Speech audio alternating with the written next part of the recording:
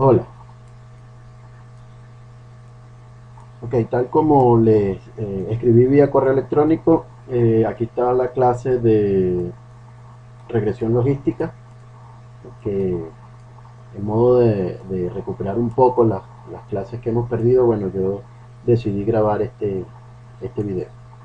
Aquí vamos a ver rápidamente lo que es la regresión logística, que se sigue utilizando en el tipo de aprendizaje supervisado dentro de todo lo que es la gama de algoritmos para el aprendizaje automático. Vamos a ver un poco la diferencia entre la regresión lineal y la regresión logística y cómo la regresión lineal o haber visto la regresión lineal en un principio nos puede ayudar para comprender bien lo que es la regresión logística.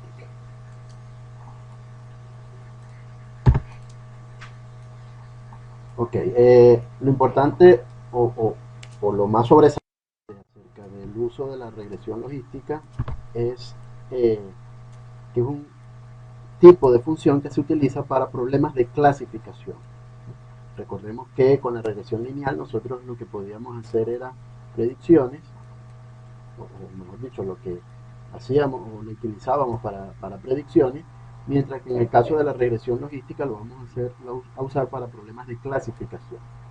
¿Pero qué es un problema de clasificación? Bueno, un problema de clasificación son problemas donde las variables toman valores discretos. Vamos a ver que a pesar de que la función logística es una función continua, nosotros la podemos de alguna manera discretizar para poder eh, darnos valores discretos y poderla utilizar para problemas de clasificación. ¿Pero qué es un problema de clasificación? Bueno, por ejemplo, hemos comentado ya varias veces esto, el email, decidir si un correo electrónico es o no es spam, en el caso del email. En el caso de transacciones en línea, por ejemplo, si tenemos una página web que vendemos productos o artículos y queremos detectar existe alguna entrada fraudulenta, lo podemos clasificar como las entradas que son válidas y las entradas que para nosotros son fraudulentas. En el área médica, por ejemplo, para determinar en función a ciertas características de un tumor, como por ejemplo el tamaño, densidad, si el tumor es benigno o maligno. Es decir, son problemas donde yo puedo determinar de alguna manera o de manera binaria si una entrada pertenece a una clase o a otra. Por eso en estos problemas la variable respuesta puede tomar entonces, por supuesto, uno de dos valores. Es decir, acuérdense que la variable respuesta, al igual que en el caso de la regresión lineal, yo tengo que cosas como esta, ¿no? Entonces, la variable respuesta puede tomar cero si pertenece a una clase o uno si pertenece a otra clase. Aquí estamos hablando de que existen exclusivamente dos clases. Entonces, a la clase, a los elementos que pertenecen a la clase clasificadas como cero, lo vamos a meter dentro de la clase negativa y uno sería nuestra clase positiva. Cabe contar que también existen problemas de clasificación multiclase, es decir, donde no necesariamente vamos a tener solo dos valores ceros y uno, sino que vamos a tener valores 0, 1, 2, incluso mucho más que 2, ¿no? O más que 3. Dependiendo, por supuesto, del problema. Sin embargo, debo resaltar que todo el análisis que vamos a hacer, que es para dos clases, es decir, para la clase negativa y para la clase positiva, cuando damos un elemento de entrada X, vamos a obtener entonces, bien sea 0 o 1, eh, todo ese análisis que nosotros vamos a hacer acerca de la regresión logística, luego lo podemos extrapolar de alguna u otra manera a lo que es la clasificación multiclase, porque realmente en la clasificación multiclase vamos a utilizar un algoritmo que se llama uno contra todos, donde no es necesario generalizar absolutamente nada, sino que podemos seguir trabajando con dos clases. Entonces es importante que sepamos eso, o sea que vamos a hacer el análisis de este tipo de problemas de clasificación utilizando dos clases y luego ese mismo tipo de análisis nos va a servir para problemas de clasificación multiclase.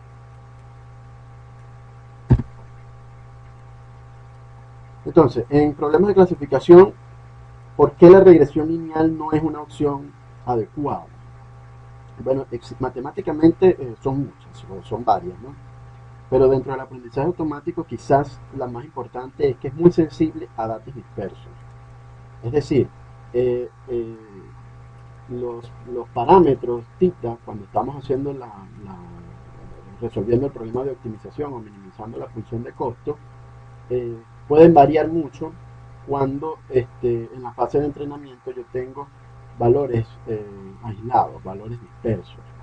Eh, entonces la pendiente de la recta puede variar bastante. Eso quiere decir que si yo, por ejemplo, tengo, eh, digamos, un problema de clasificación, ya sabe que tenemos dos clases solamente, y tenemos datos así, estos por ejemplo pertenecen a una clase, estos pertenecen a otra clase. Digamos que la regresión lineal me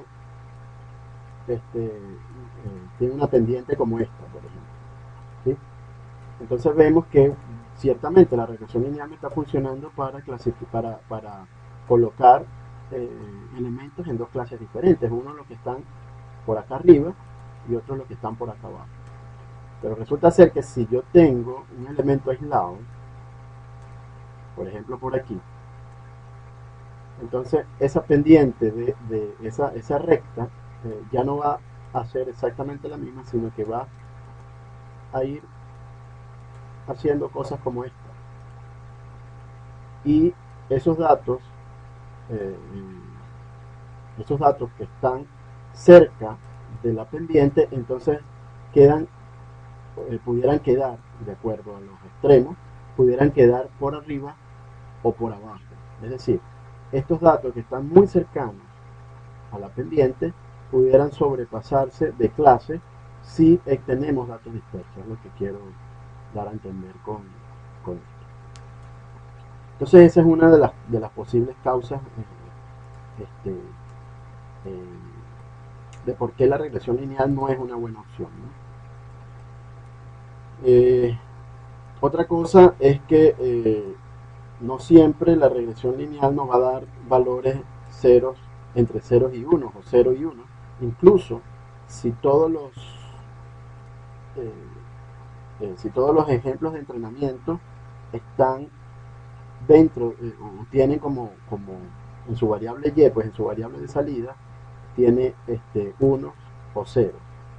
O sea, incluso teniendo puros unos o ceros en la variable de salida de los ejemplos de entrenamiento, no necesariamente el, eh, la hipótesis me va a arrojar un valor entre 0 y 1 inclusive. Entonces, ¿qué necesita la regresión logística? Bueno, perdón, ¿qué necesitan los problemas de clasificación? Necesita una hipótesis, ¿verdad? Cuyos valores de respuesta estén precisamente entre 0 y 1. Fíjense que esto es un valor continuo, ya vamos a ver cómo podemos eh, discretizar todo esto, ¿no? Entonces vemos o vamos a ver que la regresión logística aporta excelentes resultados, es decir, yo puedo obtener o puedo resolver problemas de clasificación en el ámbito del aprendizaje automático utilizando la regresión logística.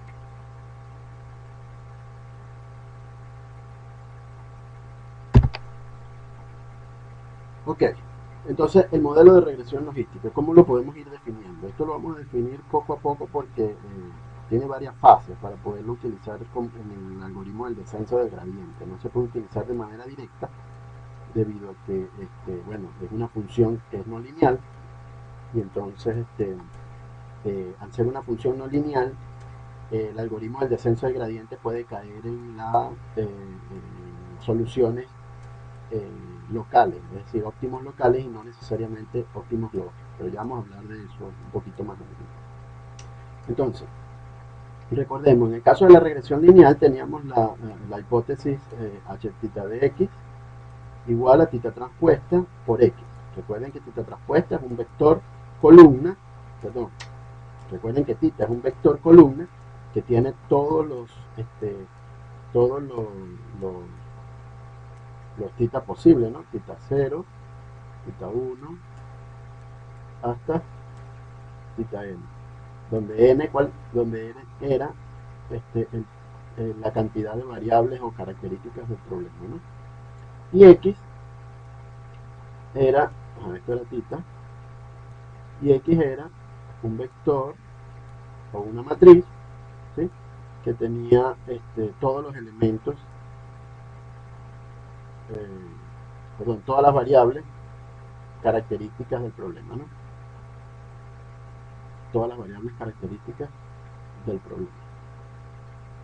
Entonces, para comprender la regresión logística, hacemos lo siguiente: en lugar de utilizar h tita de x igual a tita transpuesta de x, vamos a decir que h tita de x es igual a una función g que recibe a tita transpuesta de x, ¿sí? Es decir, que recibe precisamente todos los elementos, todos los titas con su correspondiente característica, ¿no? Donde esta función g la vamos a definir como 1 sobre 1 más e elevado a la menos z. A esta función que está aquí, a esta función g de z, se le conoce como función sigmoide o, en nuestro caso, función logística. Entonces, nuestra hipótesis en principio va a ser, nuestra hipótesis a utilizar en la regresión logística va a ser precisamente esa función g, ¿sí?, donde z va a ser igual a tita transpuesta por x. En el caso específico, este es el caso específico del problema de aprendizaje. Bien, ¿cómo se ve la función sigmoida o la función logística gráficamente? Bueno, fíjense que si ustedes grafican esta función, les va a dar exactamente esto que está aquí, ¿sí? Fíjense que aquí está, estos son los valores que asume z, esta es la función sigmoide, y como vamos a ver más adelante, fíjense que una de las principales propiedades positivas para el uso de este tipo de funciones en problemas de clasificación es que g de z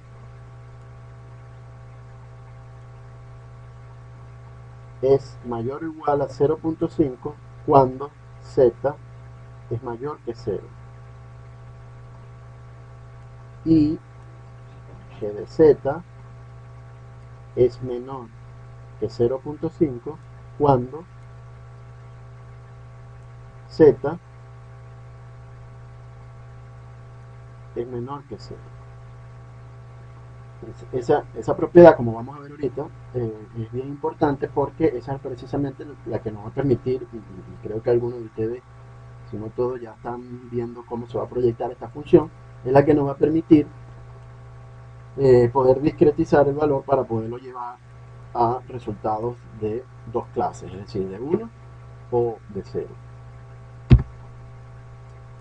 Entonces, bueno, fíjense, así como aquí vimos gráficamente la función g de z, entonces ahora sustituimos z por tita transpuesta de x y nos da precisamente la función sigmoide para el parámetro específico de nuestro problema de aprendizaje. Entonces esta función h tita de x va a permitirnos a nosotros hacer las clasificaciones ajustando los parámetros de tita, ¿no? Ok, pero vamos a ver un poco cómo se interpreta realmente este modelo, es decir, el modelo de la función de la regresión logística.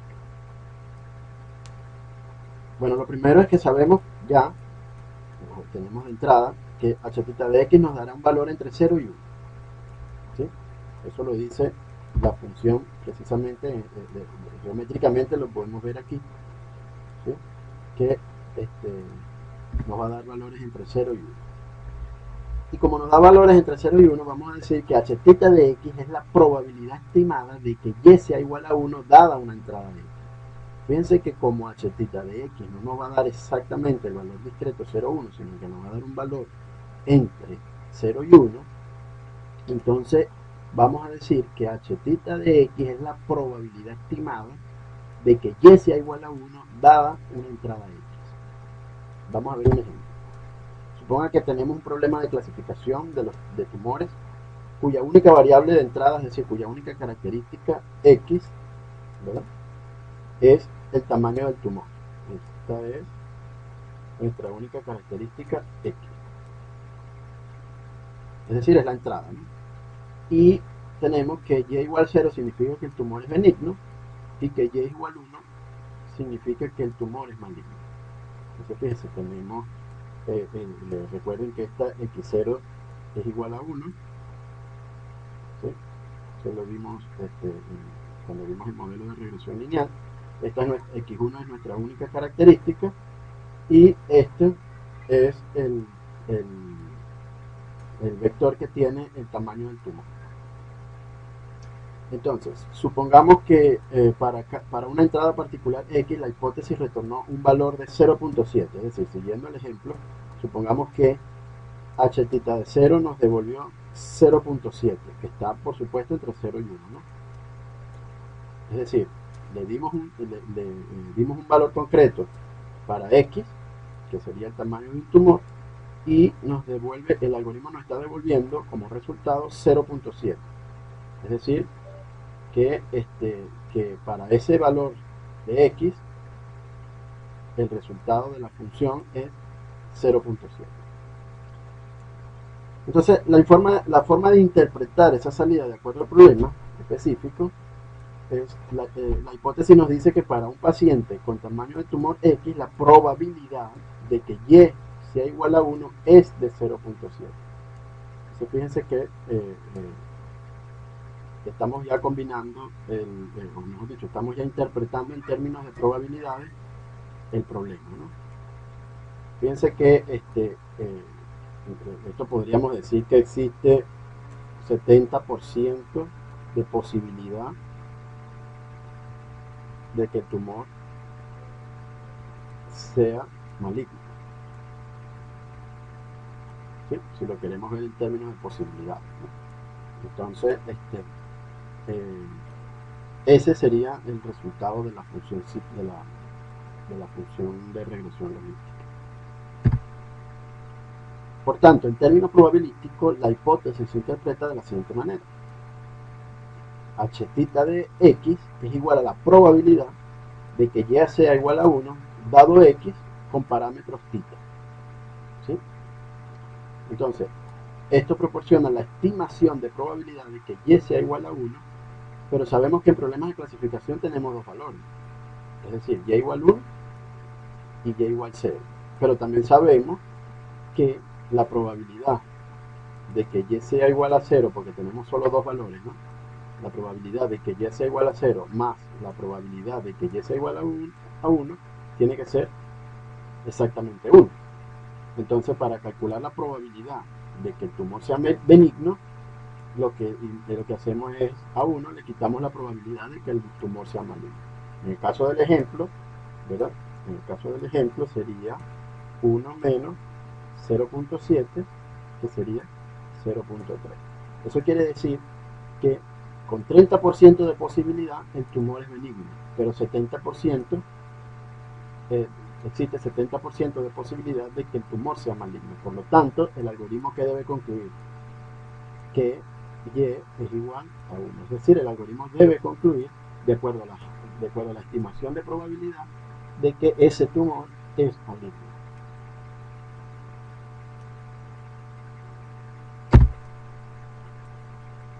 Bien, ¿cómo determinar cuándo la hipótesis está clasificando negativa o positivamente? Es decir, Y igual 0 cuando es negativo o Y igual 1 cuando es positivo. Bueno, lo acabo de dar la intuición en esta diapositiva, cuando dije que, bueno, que como 0 existe más posibilidad de que el tumor sea maligno que benigno, entonces nuestro clasificador debería decir que Y es igual a 1.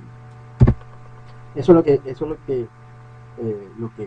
que quiero explicar aquí, es decir, la manera formal de ver ese resultado, a pesar de que es bien intuitivo, es la siguiente. Fíjense, aquí tenemos la gráfica de la función sigmoide, ¿sí? Ok, y supongamos que clasificaremos Y igual 1 si h θ de X es mayor o igual a 0.5 y clasificaremos Y igual 0 si h θ de x es menor que 0.5. Es decir, estamos diciendo que cuando el resultado de h de θ me da mayor o igual a 0.5, entonces yo puedo concluir que el tumor es maligno, en el caso del ejemplo, ¿no? Y cuando h θ de x me da menor que 0.5, entonces puedo concluir que el tumor es benigno. Ok, entonces también podemos ver lo que dijimos hace rato, que g de z es mayor a 0.5 precisamente, es decir, fíjense aquí, g de z es mayor a 0.5, ¿sí? Precisamente cuando z asume valores mayores que 0, ¿sí?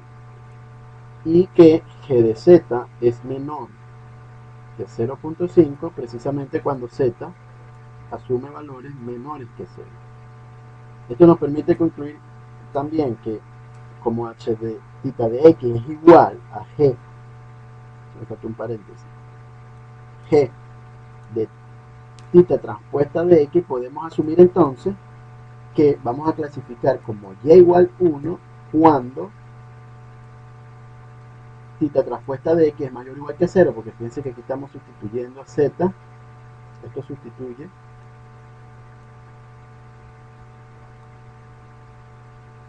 a z, este parámetro de θ transpuesta de x.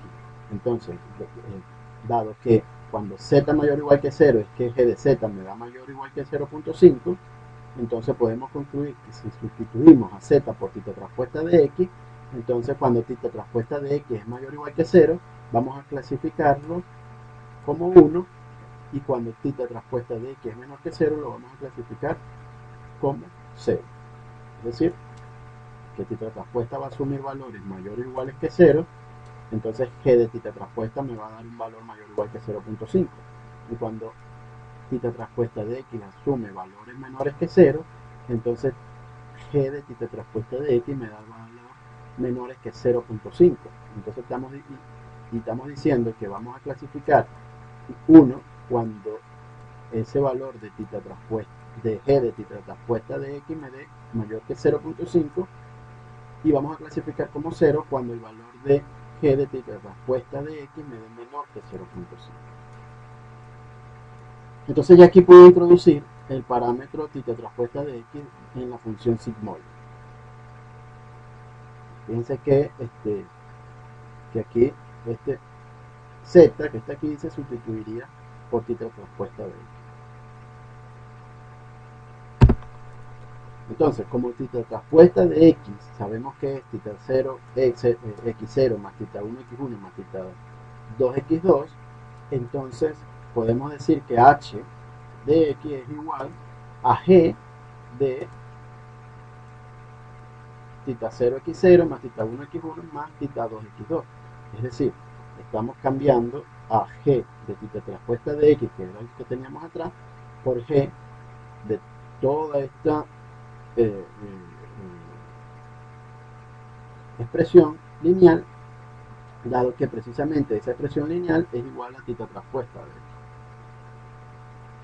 Entonces, finalmente, esto nos permite concluir que vamos a clasificar como y igual 1 cuando esa expresión lineal es mayor o igual que 0, que es lo mismo que decíamos hace rato. Es decir, vamos a clasificar igual 1 cuando θ transpuesta de x es mayor o igual que 0, y vamos a clasificar igual 0 cuando toda esa expresión lineal es menor que 0, que era lo mismo que decíamos en la lámina anterior, que θ transpuesta de x sea menor que 0.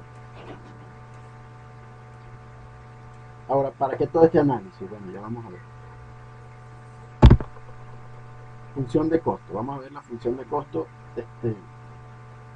Todo este análisis nos sirve para comprender la función de costo.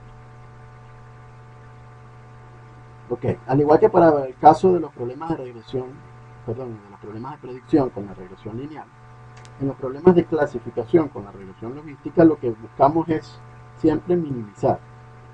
¿Qué es lo que vamos a minimizar? Bueno, la función de costo. ¿Y cómo se ve la función de costo? Bueno, si recordamos, es la sumatoria de las diferencias de los errores al cuadrado debe ser mínimo, ¿sí? Es decir, nosotros tenemos que minimizar la función de la diferencia de errores al cuadrado.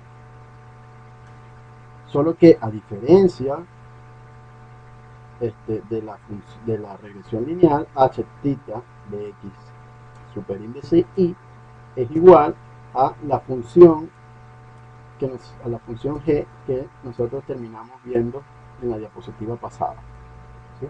Es decir, la diferencia entre la regresión lineal y la regresión logística va a estar precisamente en esta función, y es obvio, ¿no? En el caso de la regresión lineal era una ecuación lineal. En el caso una ecuación de una función lineal. En el caso de la regresión logística es la función g, que es una función no lineal, que recibe como parámetro todo esto, que es igual a, de nuevo y repito, que es igual a tita transpuesta por x.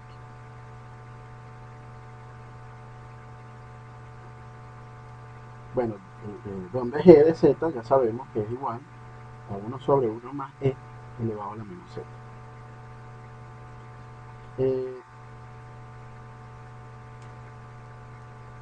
Sin embargo, la cosa no es tan sencilla como sucedió con la regresión lineal.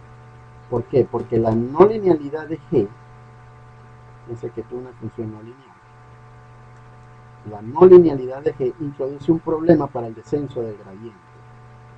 ¿Qué problema? Bueno, que como g es una función no convexa, entonces el descenso del gradiente podría no encontrar siempre el óptimo global. Fíjense, si ustedes grafican esa función g de z, vamos a obtener cosas como esta. Lo voy a dibujar aquí arriba. O podríamos llegar a obtener cosas como esta.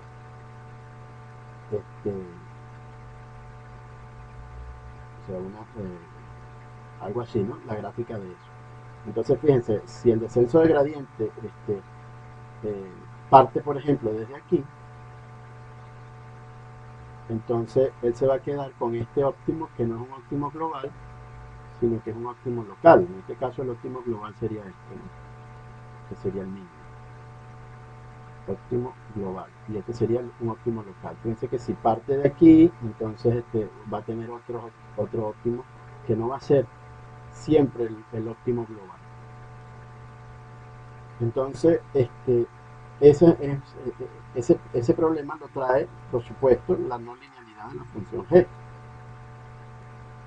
Entonces, ¿cómo resolveríamos eso? Bueno, nosotros sabemos que en lugar de una gráfica como esta, lo que necesitamos más bien sería algo como esto,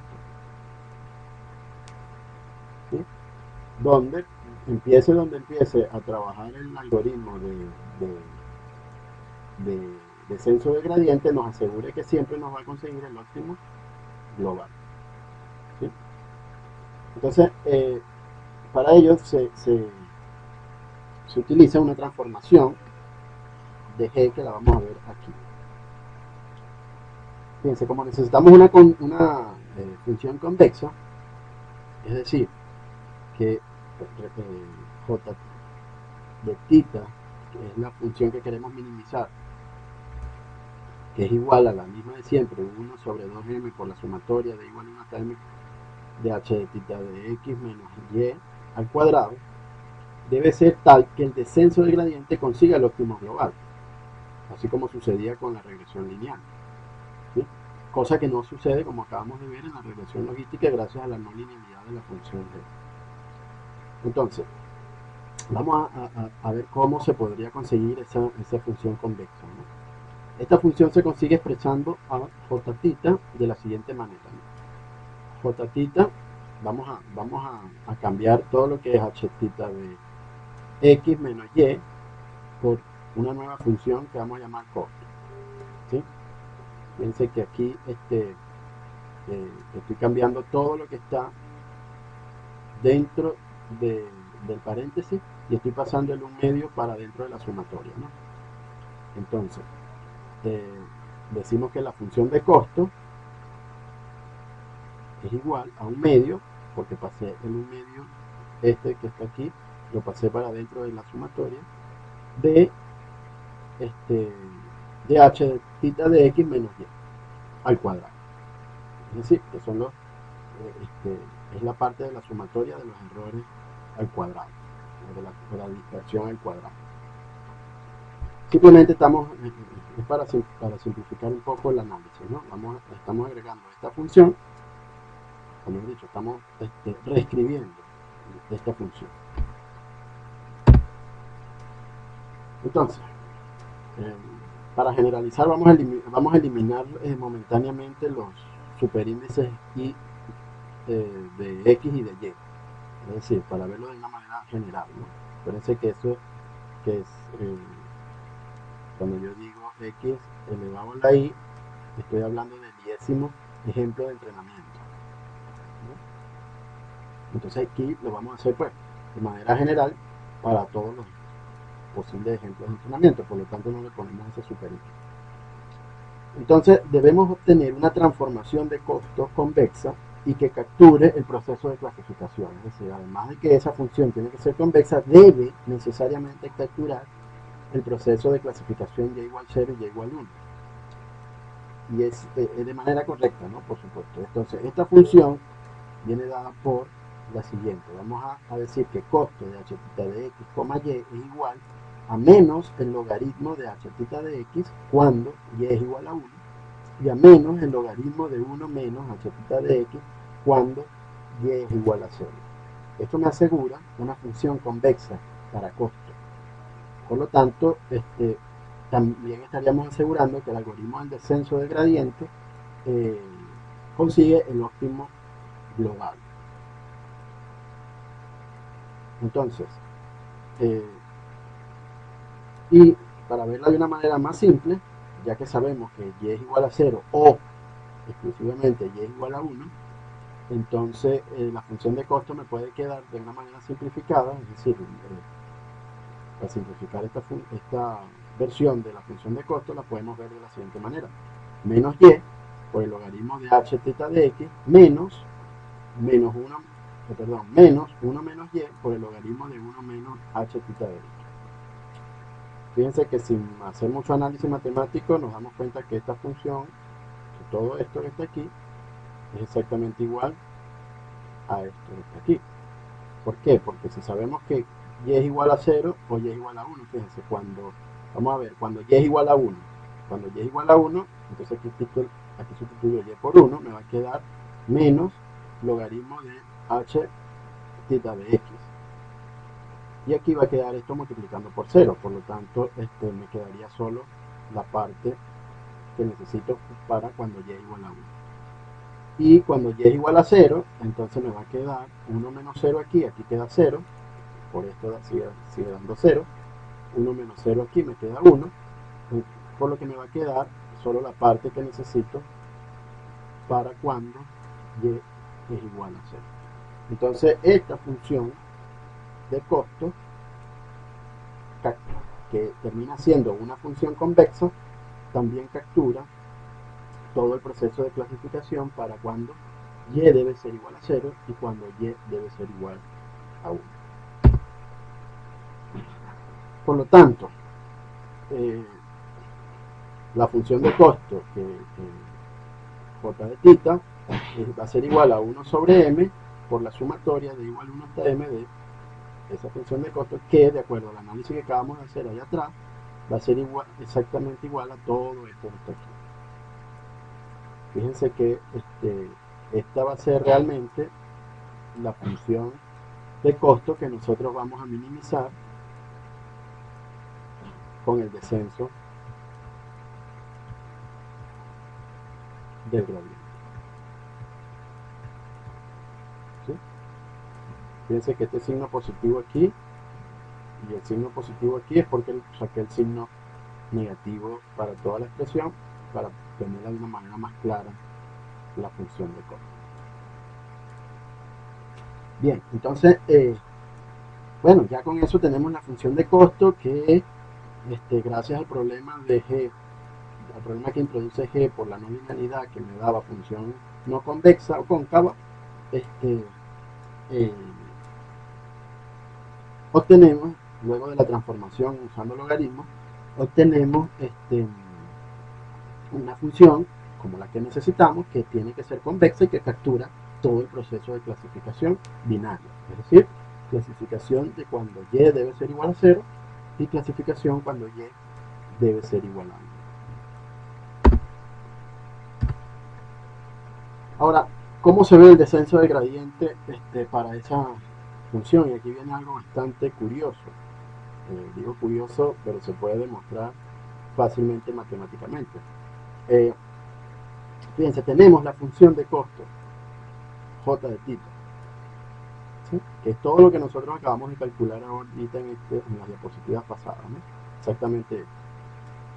Y fíjense que, bueno, lo que queremos es minimizar el vector tita, ¿sí?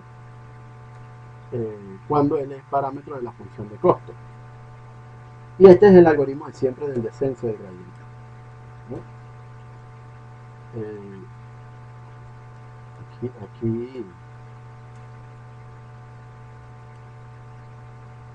Aquí se cortó, pero aquí es realmente 1 y aquí es i. Okay. Entonces, fíjense que sigue siendo lo mismo. Entonces, ahora, ¿qué tendríamos que conseguir? Necesitamos conseguir la derivada parcial, ¿verdad? Con respecto a tita j de j de tita, es decir, para cada uno de los valores para cada una de las características del problema. Y aquí ocurre algo curioso, que cuando calculamos, y lo pueden hacer ustedes para que vean que es cierto, cuando calculamos la derivada parcial con respecto a tita j de tita, me da exactamente lo mismo que para el caso de la regresión logística.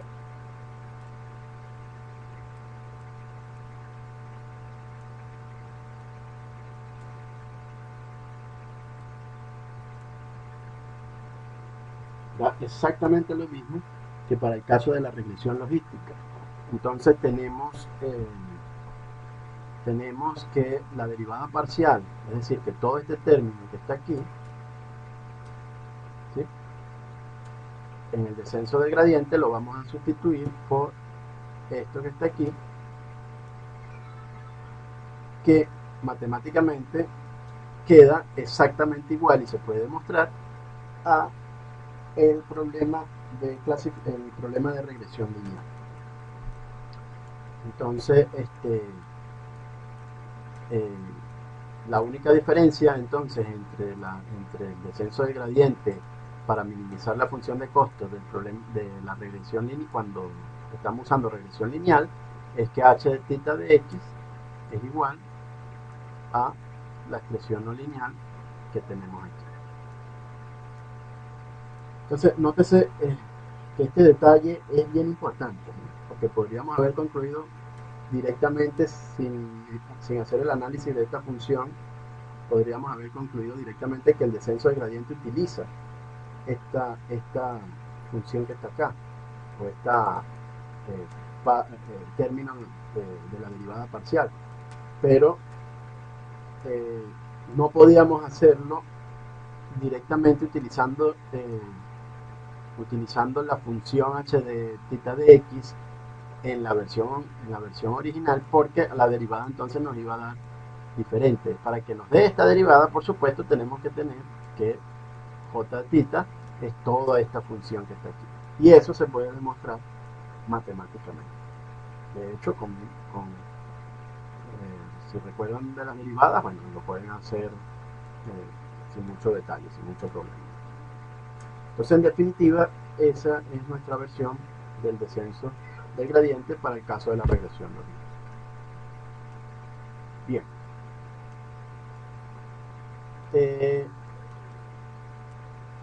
Ahora, recuerden que al principio hablamos de que, bueno, de que nosotros íbamos a hacer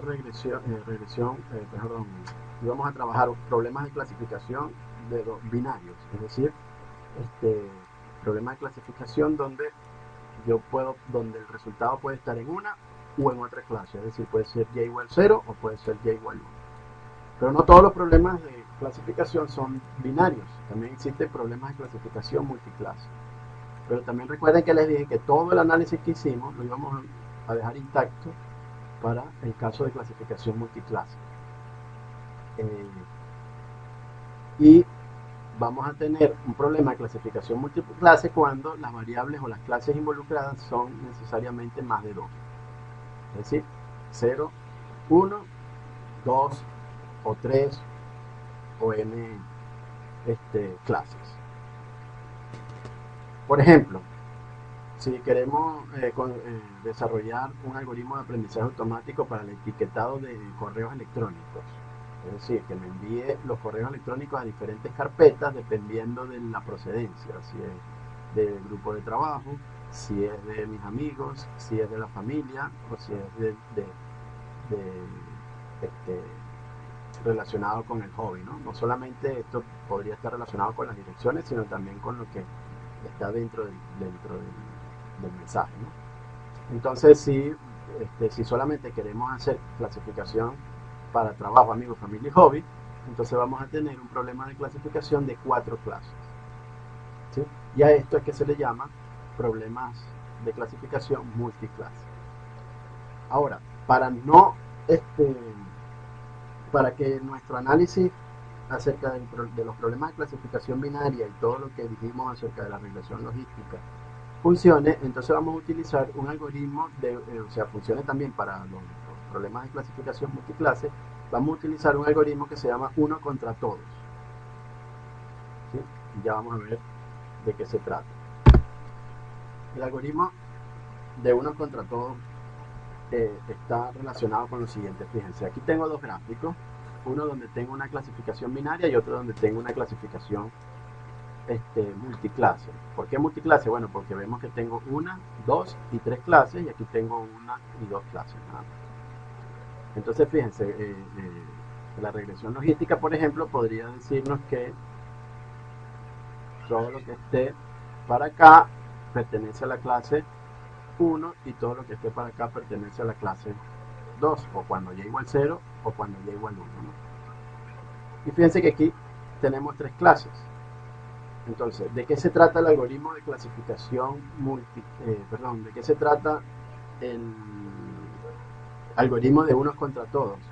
De tomar cada una de las clases y trabajarla como si el resto de las clases estuvieran involucradas en una misma clase. Es decir, lo que vamos a hacer es que, por ejemplo, para el primer caso, vamos a separar los elementos que están en la primera clase con los elementos que no están en esa primera clase. Y fíjense que aquí vuelve a ser un tratamiento binario. Entonces, por eso se llama uno contra todos. Fíjense, en el caso de que tengamos tres clases, vamos entonces a verlo de la siguiente manera. En el caso de que tengamos tres clases, vamos a trabajar como si la primera clase, fíjense que la clase 1 es la de los triángulos, entonces vamos a trabajarlo como si todo lo que no sea un triángulo pertenece a una clase y todo lo que es triángulo pertenece a otra clase. Fíjense que aquí entonces tenemos un clasificador binario. Luego que construimos ese clasificador, fíjense que ese clasificador nos va a dar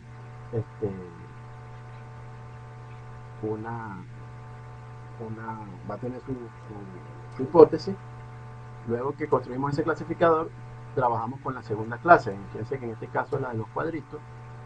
Entonces vamos a clasificar de acuerdo a que todo lo que esté o todo lo que sea igual al cuadrito va a estar en una clase y todo lo que sea diferente va a estar en otra clase. Por lo tanto, este sigue siendo binario.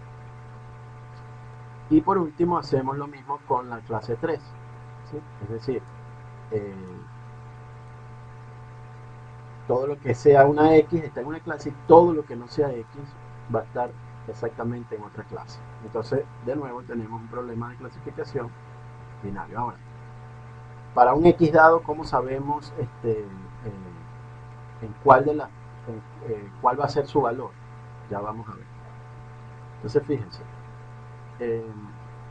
en definitiva lo que estamos obteniendo es h tita superíndice i de x es igual a la probabilidad de que y sea igual a i dado x con parámetros tita. Fíjense que estoy volviendo al esquema de probabilidad, ¿no? Lo que estamos obteniendo en cada una de las hipótesis es la probabilidad de que la salida sea igual a 1, o de la que la salida sea igual a 2, o de que la salida sea igual a 3. Entonces, una de esas tres valores me va a dar mayor. Entonces, aquella probabilidad que sea mayor es la que yo espero que me es la que yo espero que me dé como respuesta mi clasificador general. Entonces, fíjense, para la clasificación multiclase, entonces entrenamos un clasificador con regresión logística, h tita superíndice i para cada clase i, ¿sí? Lo que estamos calculando realmente en ese caso es la probabilidad de que y sea igual a i.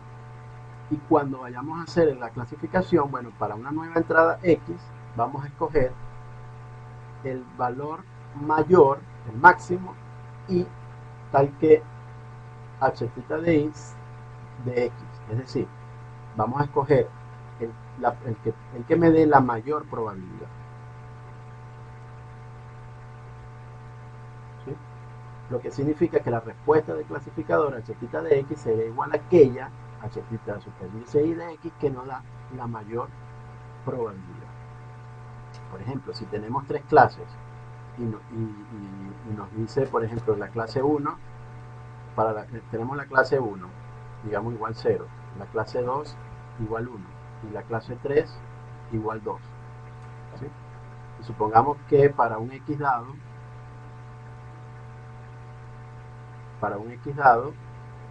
h1 de x me dio 0.2, h tita de 2 de x me dio 0.4 y h tita 3 de x me dio 0.4. Entonces la variable respuesta y es igual a 2 o 3. ¿Por qué 2 o 3? Bueno, porque la probabilidad de que sea igual a 2 es igual a la probabilidad de que sea igual a 3, y además ambos valores de h de tita maximizan la función. Si por ejemplo aquí me hubiese dado 0.5 y aquí me hubiese dado 0.3 para que sume 1, entonces por supuesto que y sería igual a 2 exclusivamente. Bien, con esto pretendo mantener un poco la, digamos, avanzar un poquito, dado que hemos perdido bastantes clases, y a pesar de que la vamos a recuperar en septiembre, bueno, no sería muy bueno seguir este, perdiendo clases. Entonces, bueno, lo que vamos a hacer en la próxima clase, en la clase del martes, va a ser que a partir de esta información voy a dar un repaso rápido de todas estas diapositivas, y a partir de esta información voy a mostrarles un ejemplo. Pretendo mostrar un ejemplo sencillo donde haya que una clasificación binaria, y otro ejemplo donde haya que hacer una clasificación multiclase, lógicamente utilizando la regresión logística, y vamos a ver el código frente de eso, pero se imaginarán que ya es bastante parecido a lo de la regresión lineal. Y espero de una vez comenzar a hablar de lo que son redes neuronales para poder bueno, ir avanzando en el tema 3 de la materia. Entonces, bueno, nos vemos el martes a la misma hora. Espero que no hayan problemas. Y cualquier duda, por favor, me pueden escribir al correo electrónico.